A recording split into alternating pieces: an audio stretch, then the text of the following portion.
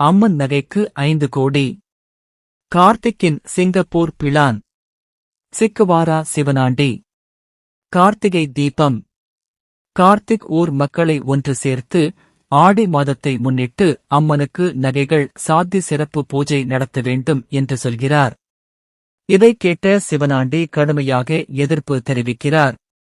உடனே கார்த்திக், யாருக்காவது ஆட்சேபனை இருந்தால் சொல்லுங்கள் என்று கேட்க, ஊர் மக்கள் அனைவரும் நீங்க சொல்றது சரிதான் என்று அவருக்கு முழு ஆதரவு அளிக்கின்றனர். இதனால் அம்மன் பூஜைக்கான ஏற்பாடுகள் நடக்கிறது.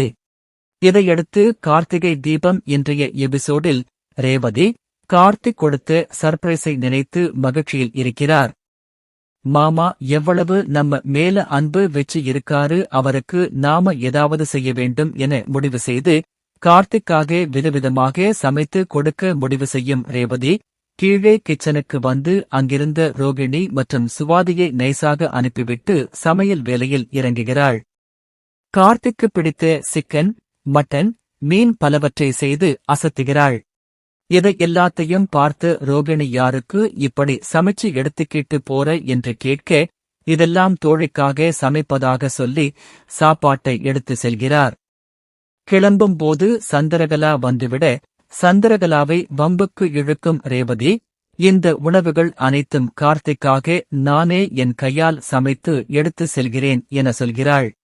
இதையடுத்து சந்திரகலா சாமுண்டீஸ்வரியிடம் இந்த விஷயத்தை போட்டுக் கொடுக்க, சாமுண்டீஸ்வரி சந்திரகலாவை நம்பாமல், பொது நிறுத்து சந்திரா, உனக்கு இதே வேலையா போச்சு, ரேவதி அவ ஃப்ரெண்டுக்கு சாப்பாடு எடுத்துக்கிட்டு போவதாகத்தான் சொன்னா என சொல்கிறாள். மறுபக்கம் மயில்வாகனம் சிங்கிடத்தில் முத்துவேலை சந்தித்து வெளிநாட்டில் இருந்து வந்த தொழிலதிபர் என அறிமுகப்படுத்திக் கொள்கிறான். தனக்கு சிவனாண்டியின் தொடர்பு வேண்டும், அவருடன் தொழில் செய்ய விருப்பம் இருப்பதாக கூறுகிறான். முத்துவேலும் அவனை சிவனாண்டியிடம் அறிமுகப்படுத்துகிறான். அப்போது கோவில் நகைகளை கைப்பற்றி தந்தால் 5 கோடி ரூபாய் தருவதாக ஆசை வார்த்தை கூறி சிவனாண்டியை தனது வலையில் சிக்க வைக்க முயல்கிறான் மயில்வாகனம். இந்த விஷயத்தை மயில்வாகனம் கார்த்திக்கு போன் செய்து, சகல நீ என்ன சொன்னியோ எல்லாத்தையும் முத்துவேல் கிட்ட சொல்லிவிட்டேன் என்று சொல்கிறார். மறுபக்கம் கார்த்திக்காக சமைத்து உணவுவை எடுத்துக்கொண்டு ரேவதி வீட்டுக்கு வருகிறார்.